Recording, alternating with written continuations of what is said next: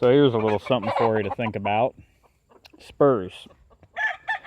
Now, generally speaking, you want to keep them trimmed to a blunt end just for the safety of yourself, the safety of your hens, and that kind of thing. But to tell you the truth, the birds that I keep on cord, I do not trim the spurs unless I'm taking them to a poultry show or putting them in the brood pen.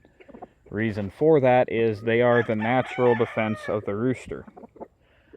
But that's not really what I'm wanting to talk about. What I'm wanting to talk about is there's some things you can learn from observing the spurs of your roosters. And the main thing that I notice is, you see how that bird's got a nice sharp point to it? I mean, that's borderline needle point right there. Doesn't really look like it in the video maybe, but here's the thing. See the back side of this spur right here? It's got wear marks on it. If you have an active bird that is constantly on the move, what's going to happen is when he walks, these spurs are going to sharpen each other, just like a boar's tusks. Like that. Alright? This bird is 2 years old, going on 3. And that's all the longer his spurs are because he's active. I mean, what is that? I mean, there's a pinky joint, just to give you an idea. So, when I see videos of roosters who've got spurs that are 2.5, 3 inches long, and they're round almost all the way out to the end, to me, that's a lazy bird. You know? Let's take a look at this guy here. He's had his spurs trimmed a few times, but, you know, they've grown to a natural point. This guy here. Look at them little spurs. Nice and sharp to the end, you know. I guarantee you that'll light up a raccoon or an opossum or a skunk. Not saying that they'll win the battle, but it may make the critter think twice. But that's, I guess, something you can gauge your birds by. That is, if they're happy and they're active, they're going to have short, sharp spurs like that. If they're not feeling good or they're bored or you're overfeeding them, they're going to have big, fat spurs. And the exception is with bantams.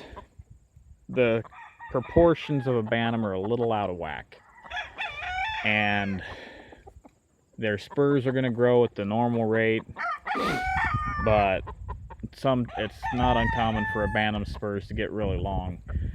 The main thing you got to watch with birds who get long spurs is you don't want them to get too long, because case in point, I bought a golden sea bright when I was a kid, and his spurs were so long that they had actually curved all the way back up and were digging into his ankle joint when I bought him.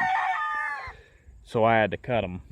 And, you know, that's something else while I'm talking about it, is cutting spurs. I prefer to cut them off with a cutting wheel. You know, I don't cut them clear to the leg, obviously. I cut them out far enough to where I can put a blunt end on it. Because if you cut too far back, you're digging into live tissue. They're going to bleed a lot. It's not good. You'll see people use a baked potato or a pair of pliers to take spurs off. My thoughts are, you're not accomplishing much, because it's like knocking the horns off of a bull. All you're doing is you're taking the outer hardened coating off and exposing living, growing tissue underneath, which is then susceptible to infection, and once it hardens and replaces that cover that has been removed, you're right back to having a pointed spur anyway. At least if you cut it off at a flat end, it's going to take a while for them to work it back into a point. But that's all I got to say. Poultry show's next weekend, And of course, the night after I got my bird's blood tested, he dropped almost all of his tail feathers, so the only rooster I got that's in decent feather to go is him. That blue. I'm still gonna enter him anyway, just because I paid the entry fee.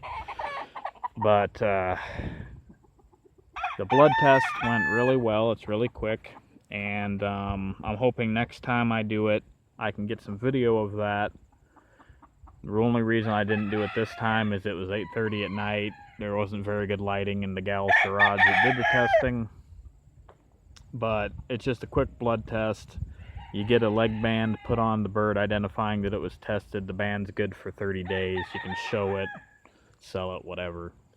But there you be. Have a good one.